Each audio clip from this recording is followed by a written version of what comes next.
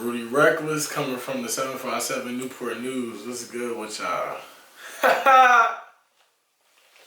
Tell me, how was it growing up in the news? Growing up in the news, it was really like, I'm not gonna say it was all bad. It just depended on like what parts you hung out with, who you knew, who your cousins were, different parts, different things like that. For the most part, though, it was a pretty subtle thing. We had our fights. We had, people acting stupid. I think where stuff really like turned for real, I say it was bad, was maybe like when we was in high school. That's when everybody started, of course everybody wanted to be a gangbanger. Everybody, wanted to have this, that, and the third, fighting over females. Young nigga shit for real. But other than that, it's pretty quiet. Police they ain't too much on you unless you really out here doing a lot. It's kind of calmed down over the years, for real. Honestly, all in all, growing up, it wasn't much. Like, we made our own fun, pretty much. Like, you got in trouble was because we was doing dumb shit. Like, for the most part. But growing up in Newport News was not that bad. I don't care what nobody say. It wasn't that bad. What inspired you to get into music? Man, I could say so many things, but it was really just being by myself. I was a very artistic kid growing up, so I drew a lot.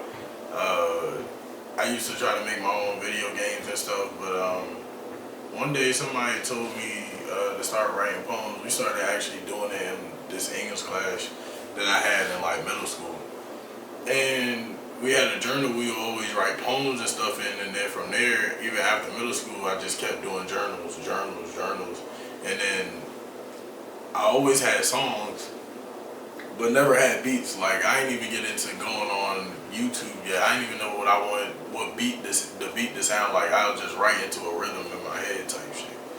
And what really like put it on for me was when I met James, my brother, Casper J, my boy Casper J in high school. He was recording music, and the coach was like, "Yo, spit something for me." He didn't want to do it. In my mind, I was like, "Yeah, you know what, bro? I could do that shit. Alright, bro. If I had myself knowing damn well I was not getting up there." But ever since the day that I seen that, and then just having all my uncles, my aunts, and my father, including my father, make it to a certain point in the music industry and just kind of, stop. It made me want to, take my own journey and create my own story with trying to, pop for real when it comes to this music. Also, I just love doing this shit. Like, once I started recording, the inspiration was just everyday life. For real. The will to do this shit, because it's not easy.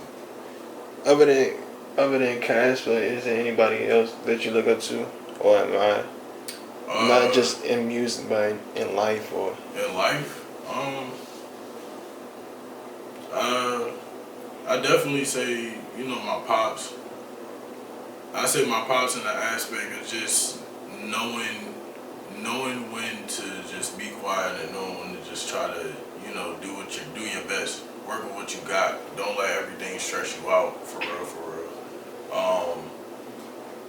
My uncle, basically when it comes to the music stuff, because he was the first person to come around me, and there was beats, there was producing, there was artists recording. I was still in this man's iPod to listen to his playlist, like all types of stuff.